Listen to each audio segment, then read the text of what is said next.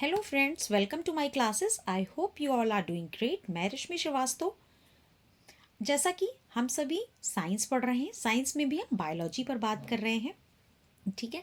Biology के जितने भी इम्पोर्टेंट टॉपिक हैं उन सबको हम एक एक करके डिटेल में कवर करते चलेंगे विथ शॉर्ट ट्रिक। और अगर आपने मेरा साइंस का इम्पोर्टेंट टॉपिक वाला वीडियो नहीं देखा है तो उसे ज़रूर देखिएगा। उसमें मैंने सभी जितने भी इम्पॉर्टेंट टॉपिक हैं साइंस के उन सबको मेंशन किया है और उन सब पर एक एक करके हम बात करते चलेंगे। उन सभी टॉपिक्स को देखते चलेंगे विथ फैक्ट्स और विथ डिटेल। ठीक है। और डिटेल के साथ साथ उन सभी पर शॉर्ट ट्रिक में भी बात करेंगे। बहुत सारे ऐसे वीडियोस हैं जिनकी शॉर्ट ट्रिक भी दी है, प्लस उस पर डिटेल में भी बात की गई है, क्योंकि ट्रिक से आप किसी भी चीज़ को एक उसको सिंक करके थोड़ा सा आप उसे श्रिंक कर लोगे और उसको आप लर्न कर लोगे। ठीक है। बट ट्रिक के साथ साथ आपको उसके डिटेल में फैक्ट्स भी पता होंगे, है ना, तभी आप किसी भी एग्ज़ाम को पूरी तरह से क्लियर कर पाओगे। तो इस तरीके से हम फैक्ट्स के साथ साथ डिटेल और शॉर्ट ट्रिक के माध्यम से पूरे टॉपिक को कवर करते चलेंगे। तो अगर आपने मेरा साइंस का इम्पॉर्टेंट टॉपिक वाला वीडियो नहीं देखा है तो उसे ज़रूर देखिएगा। वहाँ पर आपको एक एक टॉपिक मिल जाएंगे और उन्हीं टॉपिक के अकॉर्डिंग हम पढ़ते चलेंगे। ठीक है। हमने बहुत सारे टॉपिक्स पर शॉर्ट ट्रिक बना रखी है, साइंस नाम से प्लेलिस्ट बनी हुई है, आप उसे भी देखिएगा। और फ्रेंड्स, आप एक एक टॉपिक को कंटिन्यू आगे तक देखिए, आपको बहुत ही मज़ा आने वाला है आज की क्लास में भी।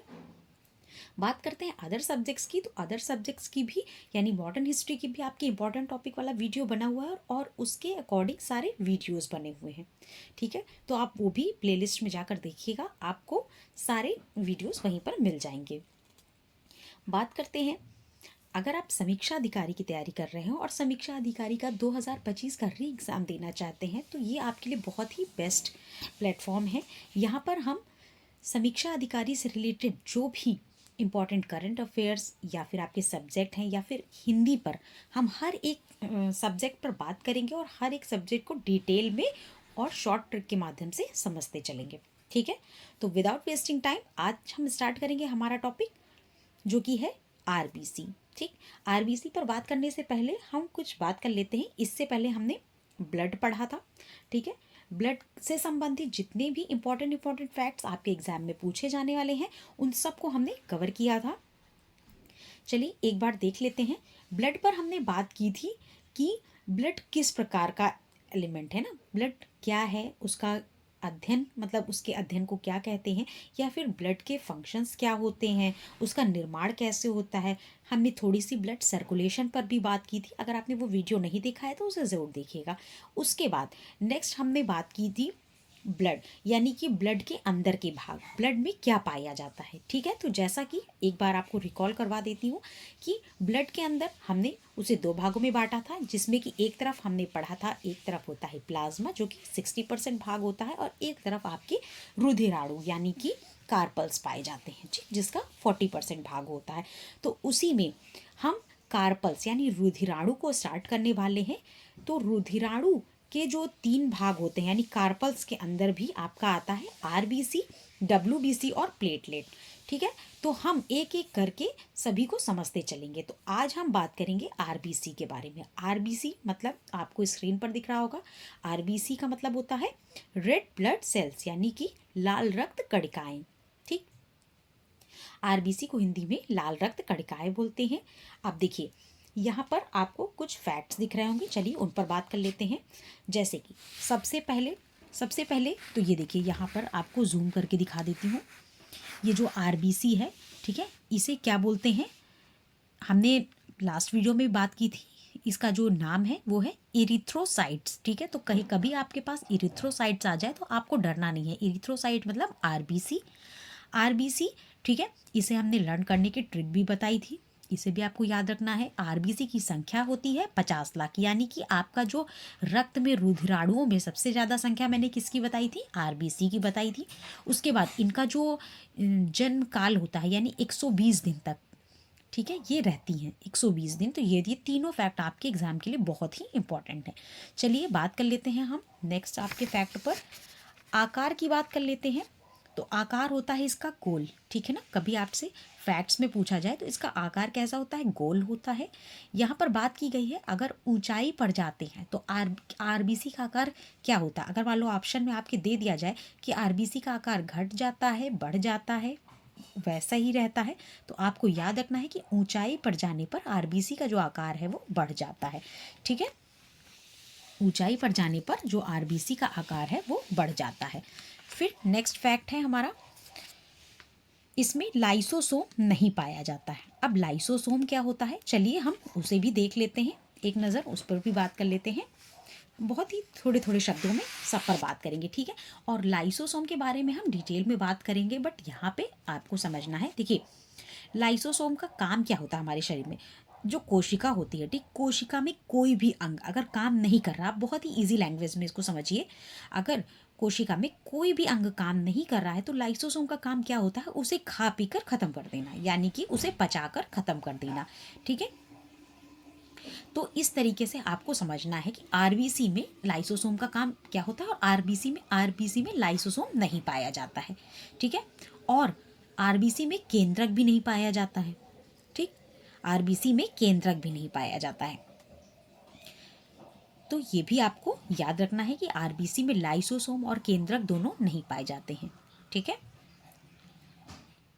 उसके बाद अब बात कर लेते हैं ब्लड में। ब्लड के रुधिराणु में सबसे ज़्यादा संख्या, अभी हमने लास्ट वीडियो में भी बात की थी और यहाँ पर भी हमने बात की थी कि ब्लड के जो रुधिराणु है उसमें सबसे ज़्यादा संख्या किसकी होती है, तो सबसे ज़्यादा संख्या आपकी आरबीसी की होती है, ठीक है, जो कि है 50 लाख। कितनी है, 50 लाख। डब्ल्यूबीसी और प्लेटलेट्स को भी हम आगे देखेंगे नेक्स्ट वीडियो में। यहाँ पर हम आरबीसी की बात कर रहे हैं और बीसी की संख्या 50 लाख आपको याद रखनी है।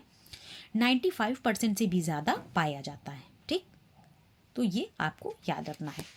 अब आगे देखते हैं, नेक्स्ट फैक्ट है आपका, अब यहाँ पे दिया है आपका ब्लड, आरबीसी, हीमोग्लोबिन और एफई। देखिए ये क्या होता है, देखिए ब्लड में यानी रक्त में आपके क्या पाया जाता है, रक्त में आपके पाई जाती है आरबीसी, ठीक, अभी आपने पढ़ा ब्लड में पाई जाती आरबीसी। आरबीसी के अंदर हमने पढ़ा था लास्ट वीडियो में पाया जाता है हीमोग्लोबिन, है ना, उसमें हीमोग्लोबिन, और हीमोग्लोबिन में क्या होता है, एफई होता है। यानी कि यहाँ पे क्या दे रहा, अगर एफई की कमी होगी तो हीमोग्लोबिन की कमी होती है, ठीक है। अगर एफई यानी आयरन की कमी होती है तो हीमोग्लोबिन की कमी होती है। हीमोग्लोबिन की कमी होती है तो आरबीसी की संख्या कम हो जाती है, किसमें, ब्लड में, ठीक है। और यही ये सारा प्रोसेस है, ये क्या होता है, यही एनीमिया होता है, ठीक। तो अब आपसे कोई एनीमिया पूछता है तो आपसे कोई पूछेगा एनीमिया में किस चीज़ की कमी होती है, हीमोग्लोबिन की। हीमोग्लोबिन में क्या पाया जाता है, एफई यानी कि आयरन पाया जाता है। हीमोग्लोबिन कहाँ पाया जाता है, आरबीसी में। आरबीसी पाया जाता है ब्लड में, ठीक है ना। तो इस तरीके से इन सारे प्रोसेस को आपको समझना है और आपको एक फैक्ट यहाँ से कवर हुआ कि एनीमिया क्या होता है, ठीक है।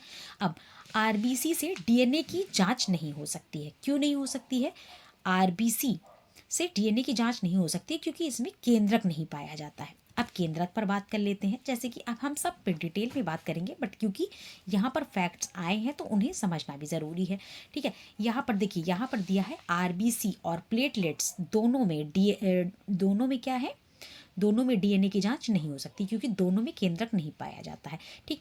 अब आप सोचेंगे हम इसे याद कैसे करें, ठीक, आप सोचेंगे हम इसे याद कैसे करें। देखिए, जब फैक्ट ऐसे दिए हों कि जब दो में फैक्ट दिए हों कि आरबीसी और प्लेटलेट्स में केंद्रक नहीं और नहीं पाया जाता, ठीक, तो अब आपको याद रखना है कि डब्ल्यूबीसी में केंद्रक पाया जाता है।